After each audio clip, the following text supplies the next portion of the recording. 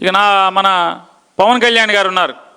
2014లో party పెట్టిన కాడి నుంచి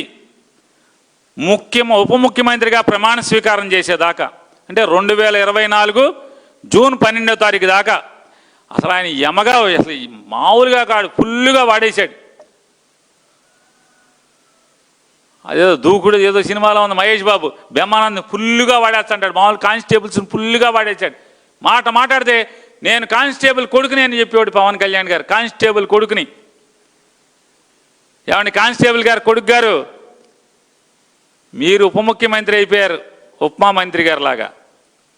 ఈ పోలీసులు మీరు కానిస్టేబుల్ కొడుకే కానీ మీ నాన్నతోటి కానిస్టేబుల్స్కి లీవ్ ఎన్కాష్మెంట్,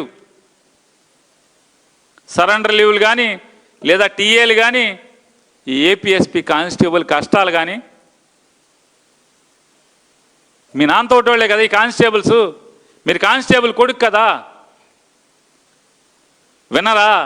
మీకు ఎన్ని కాగితాలు ఇచ్చారు? మీకు ఎన్ని కాగితాలు ఇచ్చారు కానిస్టేబుల్ కొడుకు గారు? మీకు ఆ మహజర్లు, ఆ విజ్ఞాపనలు చూడరా మీరు?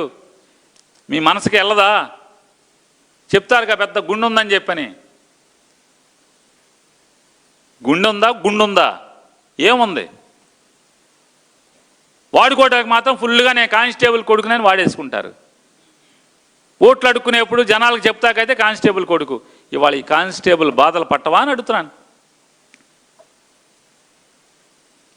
అధికారం వచ్చే వరకు వాడుకుంటారు ఈ పోలీసుల్ని, కానిస్టేబుల్స్ని. ఇప్పుడేం ఒలకరు పలకరా మీరు?